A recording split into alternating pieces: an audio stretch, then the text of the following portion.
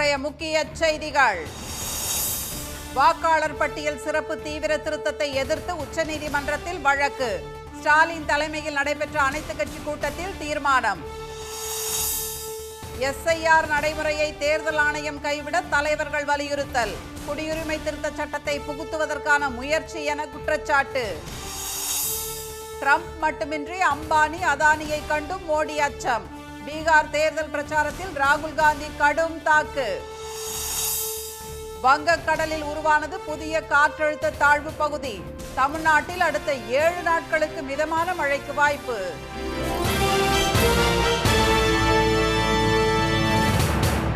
வணக்கம். வணக்கம். வாக்காளர் பட்டியல் சிறப்பு தீவிர திருத்தத்தை எதிர்த்து உச்சநீதிமன்றத்தில் வழக்கு தொடரப்படும் என முதலமைச்சர் திரு மு.க. ஸ்டாலின் தலைமையில் நடைபெற்ற அனைத்து கட்சி கூட்டத்தில் தீர்மானம் நிறைவேற்றப்பட்டுள்ளது. பீகாரில் நடைபெற்ற வாக்காளர் பட்டியல் சிறப்பு தீவிர திருத்தத்தின் போது 65 லட்சம் பேர் நீக்கப்பட்டதற்கு எதிர்க்கட்சிகள் கடும் எதிர்ப்பு தெரிவித்தன.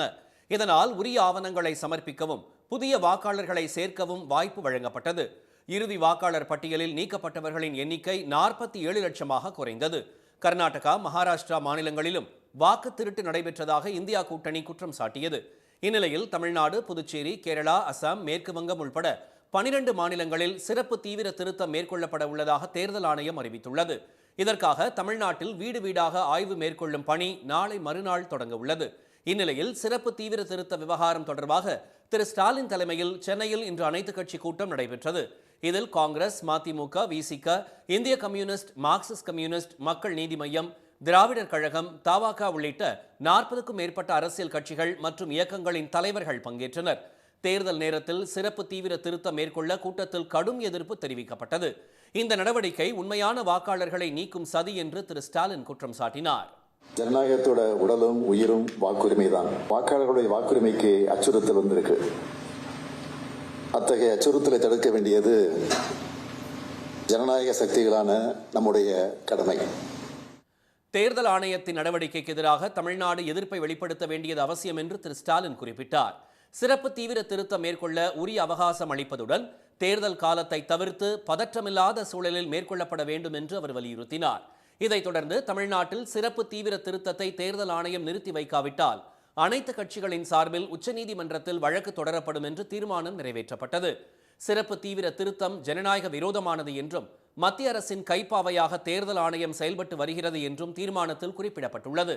உச்சநீதிமன்றத்தின் வழிகாட்டுதலை பின்பற்றி 2026 சட்டமன்ற தேர்தலுக்கு பின்பு எந்த கட்சிக்கும் சார்பற்ற நிலையில் தேர்தல் ஆணையம் சிறப்பு தீவிர திருத்தத்தை நடத்த வேண்டும் எனவும் தீர்மானத்தில் வலியுறுத்தப்பட்டுள்ளது.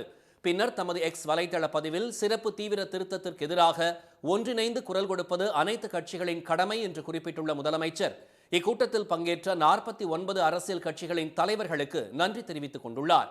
கூட்டத்தில் பங்கேற்காத கட்சிகளும் சிறப்பு தீவிர திருத்தம் குறித்து விவாதித்து ஜனநாயகத்தை காக்கும் முன்னெடுப்பை மேற்கொள்ள வேண்டும் என்று திரு ஸ்டாலின் கேட்டுக் கொண்டுள்ளார்.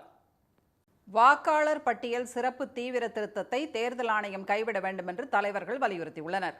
சிறப்பு தீவிர திருத்தத்தை மேற்கொள்வதற்கு அரசியல் சட்டத்தில் இடமில்லை என்று திராவிடர் கழக தலைவர் திரு கி. வீரமணி கூறியுள்ளார்.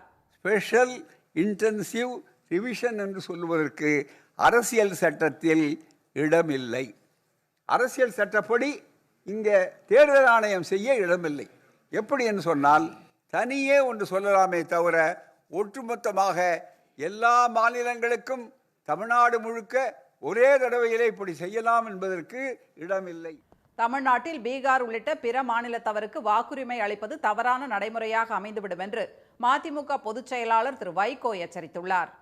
கடந்த 2011ஆம் ஆண்டு மக்கள் தொகை கணக்கீட்டின்படி தமிழகத்தில் 34,87,974 வெளிமாநிலத்தவர்கள் வேலைக்கு வந்து தங்கியுள்ளனர். தற்போது 14 ஆண்டுகளில் இந்த எண்ணிக்கை இரட்டிப்பாகி இருக்கும்.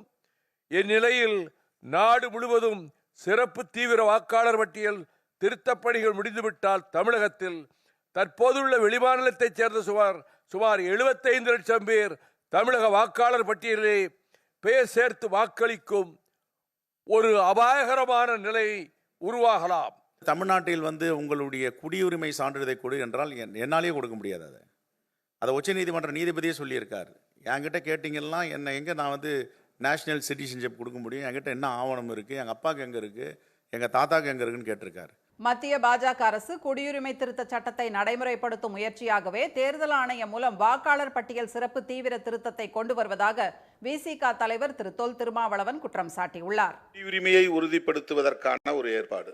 ஆக இவர்கள் மறைமுகமாக தேர்தல் ஆணையத்தை பயன்படுத்தி குடியுரிமை சட்டத்தை நடைமுறைப்படுத்துவது, என்ஆர்சியை உருவாக்குவது, அதுதான் இப்போ அவருடைய முக்கியமான நோக்கம். இந்த தேர்தல் வெற்றியோ அல்லது இந்த வாக்குரிமையை பறிப்பது என்பதோ அவருடைய நோக்கம் இல்லை.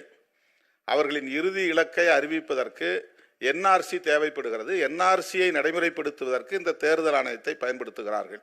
இந்த அரசியல் புரிதலோடு தான் இதை நாம் எதிர்கொள்ள இருக்கிறோம். மக்களாட்சியின் அடித்தளமே வாக்கு வங்கிதான் என்பதால் தகுதியுள்ள ஒருவரது பெயர் கூட வாக்காளர் பட்டியலிலிருந்து நீக்கப்படக்கூடாது என்று மக்கள் நீதி மய்ய தலைவர் திரு கமல்ஹாசன் வலியுறுத்தினார். வாக்காளர் பட்டியல் சரிபார்க்கப்பட வேண்டிய அவசியம்தான். ஆனால் சிறப்பு தீவிர வாக்காளர் திருத்தம் ஏன் இவ்வளவு அவசரமாக செயல்படுத்தப்படுகிறது? இந்த அவசரத்தினால்தான் பீகாரில் 65 லட்சம் வாக்காளர்களின் பெயர்கள் பட்டியலிலிருந்து நீக்கப்பட்டு அவர்கள் வாக்களிக்கும் உரிமையை இழந்துள்ளார்கள். வாக்கு திருட்டு குறித்து பொதுமக்களிடம் போதிய அளவில் விழிப்புணர்வை ஏற்படுத்த வேண்டும் என்று மார்க்சிஸ்ட் கம்யூனிஸ்ட் கட்சியின் மாநில செயலாளர் திரு பே சண்முகம் வேண்டுகோள் விடுத்தார். மக்களுடைய உரிமைகள் எப்படியெல்லாம் பாதிக்கப்பட இருக்கிறது, வாக்குரிமை எப்படி பறிக்கப்பட இருக்கிறது என்பது சம்பந்தமான ஒரு விழிப்புணர்வை ஏற்படுத்துவது என்பது ரொம்ப ரொம்ப அவசியம். இதேபோல் கூட்டத்தில் பங்கேற்ற மற்ற கட்சி தலைவர்களும் சிறப்பு தீவிர திருத்தத்தை கைவிட வேண்டும் என மத்திய அரசுக்கும் தேர்தல் ஆணையத்திற்கும் கோரிக்கை விடுத்தனர். பிரதமர் திரு மோடியை தொழிலதிபர்கள் அம்பானியும் அதானியும் ரிமோட் கண்ட்ரோல் மூலம் இயக்குவதாக எதிர்க்கட்சித் தலைவர் திரு ராகுல் காந்தி குற்றம் சாட்டியுள்ளார். பீகார் சட்டப்பேரவைக்கு இந்த மாதம் 6ஆம் தேதியும் 11ஆம் தேதியும் இரு கட்டங்களாக தேர்தல் நடைபெறுகிறது. முதல் கட்ட தேர்தல் நடைபெறும் 121 தொகுதிகளில் நாளை மறுநாளுடன் பிரச்சாரம் ஓயும் நிலையில் தலைவர்கள் சூறாவளி பிரச்சாரம் மேற்கொண்டுள்ளனர். பெகுசராய் தொகுதியில் இன்று பிரச்சாரம் மேற்கொண்ட திரு ராகுல் காந்தி, பிரதமர் திரு மோடி தலைமையிலான மத்திய பாஜக அரசு அனைத்து துறைகளிலும் தோல்வியடைந்து விட்டதாக சாடினார். அமெரிக்க அதிபர் டிரம்பை பார்த்து திரு மோடி அஞ்சி நடுங்குவதாக குற்றம் சாட்டிய அவர், 52 அங்குல மார்புடையவர் என்று நெஞ்சை நிமிர்த்தி அடிக்கடி சொல்லிக் கொள்ளும் பிரதமர் ட்ரம்ப் என்ற பெயரை கேட்டாலே பயப்படுவதாக கூறினார். வரி விவகாரத்தை காட்டி மிரட்டி இந்தியா பாகிஸ்தான் யுத்தத்தை தாம் நிறுத்தியதாக ட்ரம்ப் 50 முறைக்கு மேல் சொல்லியும் அதனை திரு மோடி இன்று வரை மறுக்கவில்லை என சுட்டிக்காட்டிய திரு ராகுல் காந்தி, ட்ரம்பை எதிர்க்க பிரதமருக்கு தைரியம் இல்லை என்றார். ட்ரம்பிற்கு மட்டுமல்லாமல் உள்ளூர் தொழிலதிபர்களிடமும் திரு மோடி அச்சப்படுவதாக கூறியவர், அம்பானியும் அதானியும் ரிமோட் மூலம் திரு மோடியை இயக்குவதாக விமர்சித்தார். कि नरेंद्र मोदी जी सिर्फ अमेरिका के राष्ट्रपति से नहीं डरते हैं, नरेंद्र मोदी जी का कंट्रोलर अदानी और अंबानी जैसे लोगों के हाथ में है. தங்கள் கூட்டணி ஆட்சி அமைக்கும் பட்சத்தில் நாலந்தா பல்கலைக்கழகம் போல உலக தரத்தில் புதிய பல்கலைக்கழகம் உருவாக்கப்படும் என்று திரு ராகுல் காந்தி உறுதியளித்தார். பின்னர் பெகுசராயில் உள்ளூர் மீனவர்களுடன் இணைந்து அங்குள்ள குளத்தில் அவர் மீன்பிடித்து மகிழ்ந்தார். முசாஃபர்பூரில் பிரச்சாரம் மேற்கொண்ட உள்துறை அமைச்சர் திரு அமித்ஷா, பீகாரில் திரு தேஜஸ்வி யாதவ் முதலமைச்சரானால் ஆழ்கடத்தல் துறை உள்ளிட்ட துறைகள் உருவாக்கப்பட்டுவிடும் என்று விமர்சித்தார். வங்கக்கடலில் புதிய காற்றழுத்த தாழ்வு பகுதி உருவான நிலையில் தமிழ்நாட்டில் அடுத்த 7 நாட்களுக்கு மிதமான மழை பெய்ய வாய்ப்புள்ளதாக சென்னை வானிலை ஆய்வு மையம் தெரிவித்துள்ளது. மத்திய கிழக்கு வங்கக்கடல் மற்றும் அதனையொட்டிய மியான்மர் கடலோர பகுதிகளில் ஒரு காற்றழுத்த தாழ்வு பகுதி இன்று காலை 5:30 மணிக்கு உருவாகி அதே பகுதியில் நிலவுகிறது.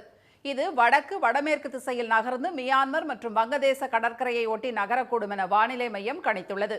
இந்நிலையில் கிழக்கு திசை காற்றின் வேக மாறுபாடு காரணமாக தமிழ்நாடு, புதுச்சேரி, காரைக்கால் பகுதிகளில் இன்று முதல் வரும் 7ஆம் தேதி வரை மிதமான மழை பெய்ய வாய்ப்புள்ளதாக வானிலை மையம் தெரிவித்துள்ளது. சென்னையில் நாளை ஒரு சில இடங்களில் லேசான மழை பெய்யும் என்றும் அதிகபட்ச வெப்பநிலை 35 டிகிரி செல்சியஸ் வரை பதிவாகும் என்றும் வானிலை மையம் அறிவித்துள்ளது. தமிழ்நாட்டில் வடகிழக்கு பருவமழை இன்று வரை இயல்பை விட 26% கூடுதலாக பெய்துள்ளதாகவும் சென்னையில் இயல்பை விட 18% கூடுதலாக பெய்துள்ளதாகவும் தெரிவிக்கப்பட்டுள்ளது. இதனிடையே திருவள்ளூர் மாவட்டம் பொன்னேரி மற்றும் சுற்றுவட்டார பகுதிகளில் இன்று திடீரென காற்றுடன் கனமழை பெய்ததால் குளிர்ச்சியான சூழல் நிலவியது. இந்தியாவின் பாகுபலி ராக்கெட் என்று அழைக்கப்படும் LVM-3M5 ராக்கெட் வெற்றிகரமாக விண்ணில் ஏவப்பட்டது.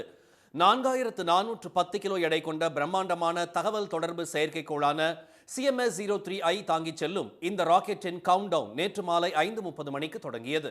ஆந்திர மாநிலம் ஸ்ரீஹரிகோட்டாவில் இருந்து திட்டமிட்டபடி இன்று மாலை 5:26 மணிக்கு இந்த ராக்கெட் விண்ணில் செலுத்தப்பட்டது. S200 motors ignited plus 5 seconds. S200 boosters का सफलतापूर्ण.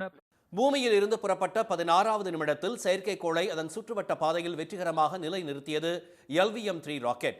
இதையடுத்து இஸ்ரோ விஞ்ஞானிகள் ஒருவருக்கொருவர் வாழ்த்து தெரிவித்து மகிழ்ச்சியை பகிர்ந்து கொண்டனர். கடல்சார் பாதுகாப்பை அதிகரிப்பதே CMS-03 செயற்கைக்கோளின் முக்கிய நோக்கமாகும் என இஸ்ரோ தெரிவித்துள்ளது. கடலோர எல்லைகளை கண்காணிப்பதுடன் போர்க்கப்பல்கள் மற்றும் விமானங்களின் தகவல் தொடர்பை மேம்படுத்த இந்த செயற்கைக்கோள் பங்களிப்பை வழங்கும் என தெரிவிக்கப்பட்டுள்ளது. இந்திய மண்ணிலிருந்து 4 டன் எடை கொண்ட பிரம்மாண்டமான செயற்கைக்கோள் விண்ணுக்கு அனுப்பப்படுவது இதுவே முதன்முறையாகும். இதற்கு பயன்படுத்தப்பட்ட LVM-3 ராக்கெட் தான் மனிதனை விண்வெளிக்கு அனுப்பி பாதுகாப்பாக பூமிக்கு திரும்ப அழைத்து வரும் இந்தியாவின் ககன்யான் கனவு திட்டத்திலும் பயன்படுத்தப்பட உள்ளது என்பது குறிப்பிடத்தக்கது. திருச்செங்கோடு அருகே கோயில் குடமுழுக்கு விழாவை முன்னிட்டு இஸ்லாமியர்கள் சீர்வரிசை எடுத்துச் சென்று மத நல்லிணக்கத்தை பறைசாற்றியது பலரது கவனத்தை ஈர்த்துள்ளது. கொக்கராயன்பேட்டையில் உள்ள சுயம்பு மாரியம்மன் கோயில் குடமுழுக்கு விழா நாளை நடைபெறவுள்ளது. இதனையொட்டி ஜமாத் நிர்வாகத்தின் சார்பில் இஸ்லாமியர்கள் மாரியம்மன் கோயிலுக்கு சீர்வரிசை கொடுக்கும் நிகழ்ச்சி நடைபெற்றது. அன்னதானத்துக்கு 1 லட்சம் ரூபாய் ரொக்கம், பூஜைக்கு தேவையான புடவை, பூ, பழம், மாலை ஆகியவற்றை 9 சீர்வரிசை தட்டுகளில் மேளதாளம் முழங்க பள்ளி வாசலிலிருந்து இஸ்லாமியர்கள் ஊர்வலமாக கொண்டு சென்று கோயில் நிர்வாகிகளிடம் வழங்கினர். அப்போது இஸ்லாமிய சகோதரர்களை கோயில் நிர்வாகத்தினர் மகிழ்ச்சியுடன் வரவேற்றனர். இது இன்று நடப்பதல்ல, காலாகாலமாக பரம்பரையாக நாங்கள் இங்கே அனைத்து சமுதாய மக்களும் மாமா மச்சா என்று தான் நாங்கள் சொல்லி அழைத்து கொள்வோம். ஆனால் எங்கள் ஊரில் இது வரைக்கும் எந்த விதமான மத பிரச்சனையோ ஜாதி பிரச்சனையோ இது வரைக்கும் வந்ததாக கிடையாது. நாங்கள் இனிமேலும் வராது.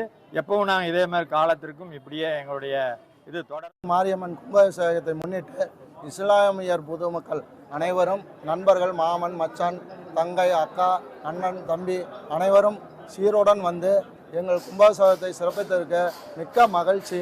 கோயில் நிர்வாகிகளிடம் பாரம்பரிய முறையில் இஸ்லாமியர்கள் சீர்வரிசை கொடுக்கும் நிகழ்வு காலமாக நடைபெற்று வருவதாகவும் இந்த நல்லிணக்கம் நீடிக்க வேண்டும் என்றும் இரு தரப்பினரும் நெகிழ்ச்சியுடன் தெரிவித்தனர். நாகை மாவட்டத்தில் சம்பா தாளடி சாகுபடி பணிகளில் விவசாயிகள் தீவிரம் காட்டி வருகின்றனர். காவிரி டெல்டா பகுதிகளான தஞ்சாவூர், திருவாரூர், நாகை, மயிலாடுதுறை மாவட்டங்களில் குறுவை, சம்பா, தாளடி என முப்போக நெல் சாகுபடியை விவசாயிகள் மேற்கொண்டு வருகின்றனர். தற்போது நாகை மாவட்டத்தில் திருமருகல், கீழையூர், வேதாரண்யம், கீழ்வேளூர் ஆகிய பகுதிகளில் 1.5 லட்சம் ஏக்கர் பரப்பளவில் நேரடி விதைப்பு மற்றும் சம்பா தாளடி நடவு பணிகள் மும்முரமாக நடைபெற்று வருகிறது.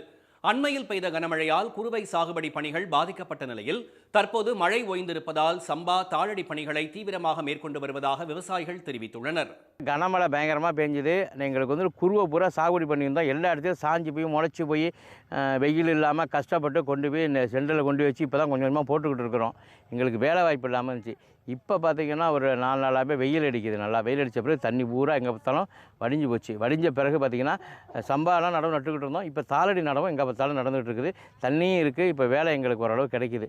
நாகை மாவட்டத்தில் மேற்கொள்ளப்படும் தாளடி சாகுபடி பணிகளுக்கு ஏற்ப விதை நெல், உரங்கள் போன்றவை போதிய அளவு இருப்பு வைக்கப்பட்டு வழங்கப்பட்டு வருவதாக வேளாண்மை துறையினர் தெரிவித்துள்ளனர். இனி வருவது செய்தி துளிகள்.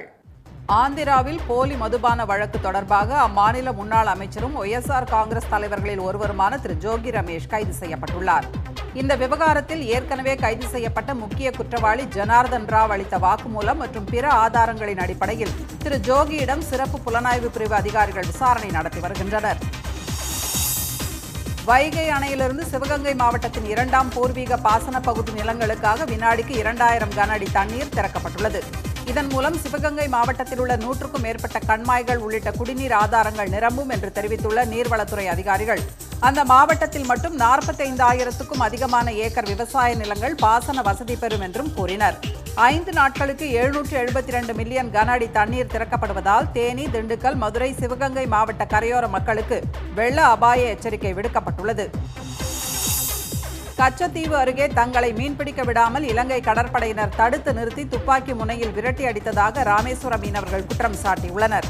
இலங்கை கடற்படையின் அட்டூழியத்தால் படகு ஒன்றுக்கு 10,000 ரூபாய் முதல் 50,000 ரூபாய் வரை இழப்புடன் கரை திரும்பியதாக அவர்கள் வேதனையுடன் கூறினர். இந்த சூழ்நிலையிலே எங்களுடைய குடும்பத்தின் காரணமாக, எங்க குடும்ப வறுமை சூழ்நிலை காரணமாக நாங்க இந்த தொழிலை நாங்க தொடர்ந்து பார்த்துக்கிட்டு இருக்கோம். எங்களுக்கு வேற வழியே தெரியாது. அப்படி இருக்கும் பொழுது இப்படி தொடர்ச்சியாக இந்த இலங்கை அரசு எங்க மீனவன் மேலையும் எங்க படகு மேலையும் இப்படி எங்க படகை சேதப்படுத்தி எங்க மீனவனை சிறைப்பிடிக்கப்படுறது ரொம்ப தண்டனைக்குரிய ஒரு குற்றமா இருக்கு. இலங்கை கடற்படையின் தொடர் தாக்குதல்களுக்கு நிரந்தர தீர்வு காணாமல் மத்திய அரசு வேடிக்கை பார்ப்பதாக மீனவர்கள் குற்றம் சாட்டினர். மோந்தா புயலுக்கு பிறகு கடந்த வெள்ளிக்கிழமை கடலுக்கு சென்ற நாகை மீனவர்கள் இன்று அதிகாலை கரை திரும்பிய நிலையில் மீன்பிடி துறைமுகத்தில் மீன் வாங்க ஏராளமானோர் குவிந்தனர். கிலோ வஞ்சிரம் 750 ரூபாய், வவ்வால் 1200 ரூபாய், நண்டு 650 ரூபாய், இறால் 600 ரூபாய் என விற்பனை செய்யப்பட்டது. இதனிடையே காளிதாஸ் என்ற மீனவர் வலையில் சிக்கிய 200 கிலோ எடை கொண்ட கலவாய் மீனை பொதுமக்கள் ஆச்சரியத்துடன் பார்த்து புகைப்படம் எடுத்துச் சென்றனர். கடந்த வாரம் வெறிச்சோடியிருந்த சென்னை காசிமேடு மீன் சந்தையும் இந்த வாரம் திருவிழா போல களை கட்டியது. மீன்களின் விலையும் 2 மடங்காக உயர்ந்ததால் மீனவர்கள் மகிழ்ச்சி அடைந்தனர். புதுக்கோட்டை மாவட்டம் கந்தர்வக்கோட்டை அருகே தனியார் மருத்துவ கழிவு சுத்திகரிப்பு ஆலைக்கு எதிர்ப்பு தெரிவித்து அந்த கிராமத்து பெண்கள் பொங்கலிட்டு நூதன போராட்டத்தில் ஈடுபட்டனர். பிசானத்தூரில் அமைய இருக்கும் அந்த ஆலைக்கு எதிராக பொதுமக்கள் 9வது நாளாக போராட்டத்தில் ஈடுபட்டுள்ளனர். ஒவ்வொரு நாளும் ஒவ்வொரு போராட்டத்தை நடத்தி வரும் அவர்கள் இன்று பொங்கல் வைத்து எதிர்ப்பை வெளிப்படுத்தினர். தமிழக அரசு இந்த விவகாரத்தில் உரிய நடவடிக்கை எடுக்க வேண்டும் என்று கிராம மக்கள் வலியுறுத்தினர். தஞ்சை மாவட்ட நெல் கொள்முதலுக்காக மேற்கு வங்கத்தில் கொள்முதல் செய்யப்பட்ட 55 லட்சம் சாக்குகள் சரக்கு லாரிகள் மூலம் தஞ்சை மற்றும் கும்பகோணம் ரயில் நிலையங்களுக்கு வந்து சேர்ந்தன. 400 லாரிகள் மூலம் கொள்முதல் நிலையங்களுக்கு அவை அனுப்பப்பட்டதாக நுகர்பொருள் வாணிப கழக அலுவலர்கள் தெரிவித்தனர். தஞ்சை மாவட்டத்தில் 2 லட்சம் ஏக்கரில் குறுவை சாகுபடி செய்யப்பட்ட நிலையில் இதுவரை 2,10,000 மெட்ரிக் டன் நெல் கொள்முதல் செய்யப்பட்டிருப்பதாகவும் அவர்கள் கூறினர். ஜிஎஸ்டி குறைப்பு காரணமாக கடந்த மாதம் கார் விற்பனை சாதனை உச்சத்தை எட்டியுள்ளது. பண்டிகை கால தேவை அதிகரிப்பு மற்றும் ஜிஎஸ்டி குறைப்பு காரணமாக ருதி Suzuki, Mahindra and Mahindra, Tata Motors, Skoda, Kia மற்றும் டொயோட்டா ஆகிய நிறுவனங்களின் கார்கள் விற்பனை 5 லட்சம் என்ற எண்ணிக்கையை தாண்டியதாக விற்பனையாளர்கள் தெரிவித்துள்ளனர். இங்கிலாந்து தலைநகர் லண்டனில் ஓடும் ரயிலில் நடைபெற்ற கத்திக்குத்து சம்பவத்தில் 10 பேர் படுகாயமடைந்த நிலையில் 2 பேரை போலீசார் கைது செய்துள்ளனர். டான்காஸ்டர் ரயில் நிலையத்திலிருந்து கிங்ஸ் கிராஸ் சென்ற ரயிலில் அடையாளம் தெரியாத இருவர் திடீரென பயணிகளை சரமாரியாக கத்தியால் குத்த தொடங்கினர். இதனால் பயணிகள் அலறியடித்து ஓடினர். ரயில் ஹண்டிங்டன் ரயில் நிலையத்தில் நிறுத்தப்பட்ட நிலையில் சம்பவம் தொடர்பாக 2 பேரை போலீசார் கைது செய்து விசாரணை நடத்தி வருகின்றனர். படுகாயம் அடைந்தவர்களில் 9 பேரின் நிலை கவலைக்கிடமாக உள்ளதாக தகவல்கள் தெரிவிக்கின்றன. நைஜீரியா மீது ராணுவ தாக்குதல் நடத்த தயாராக இருக்குமாறு பென்டகனுக்கு அமெரிக்க அதிபர் டிரம்ப் உத்தரவிட்டிருப்பதாக தகவல் வெளியாகியுள்ளது. நைஜீரியாவில் கிறிஸ்தவ மக்களை குறிவைத்து படுகொலை திட்டங்கள் செயல்படுத்தப்படுவதாக சர்ச்சை எழுந்துள்ள நிலையில் அந்நாட்டுக்கான அனைத்து உதவிகளையும் நிறுத்துவதாக ஏற்கனவே அமெரிக்கா அறிவித்துள்ளது. இதனிடையே தங்கள் நாட்டில் அனைத்து மதத்தினரும் சமமாக நடத்தப்படுவதாக நைஜீரிய அரசு விளக்கம் அளித்துள்ளது. சென்னையில் இன்று ஆபரண தங்கத்தின் விலை மாற்றமின்றி 1 சவரன் 90,480 ரூபாயாகவும் 1 கிராம் 11,310 ரூபாயாகவும் உள்ளது. வெள்ளி விலையும் மாற்றமின்றி 1 கிராம் 166 ரூபாயாக உள்ளது. சர்வதேச T20 போட்டிகளிலிருந்து ஓய்வு பெறுவதாக நியூசிலாந்து வீரர் கேன் வில்லியம்சன் அறிவித்துள்ளார். எனினும் IPL போன்ற T20 லீக் போட்டிகளில் தொடர்ந்து விளையாடப் போவதாகவும் அவர் கூறியுள்ளார். இதுவரை 93 T20 போட்டிகளில் விளையாடியுள்ள கேன் வில்லியம்சன் 18 அரை சதத்துடன் 2,575 ரன்களை சேர்த்துள்ளார். ஆஸ்திரேலியாவுக்கு எதிரான 3வது T20 கிரிக்கெட் போட்டியில் இந்திய அணி 5 விக்கெட் வித்தியாசத்தில் வெற்றி பெற்றது. ஹேபர்ட் நகரில் நடைபெற்ற இப்போட்டியில் முதலில் பேட் செய்த ஆஸ்திரேலிய அணி நிர்ணயிக்கப்பட்ட 20 ஓவர்களில் 6 விக்கெட்டுக்கு 186 ரன்கள் சேர்த்தது. அதிகபட்சமாக டிம் டேவிட் 74 ரன்களும் ஸ்டோயின்ஸ் 64 ரன்களும் சேர்த்தனர்.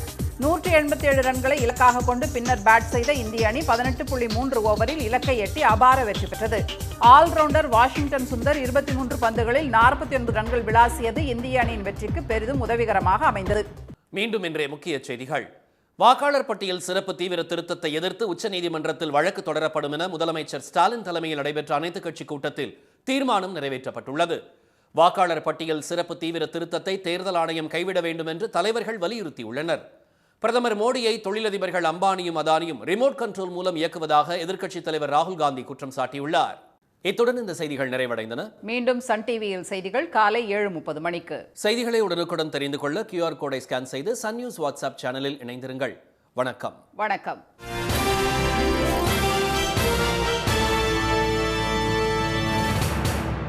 உடனுக்குடன் செய்திகளை தெரிந்து கொள்ள சன் நியூஸ் பெல் ஐகானை கிளிக் பண்ணுங்க.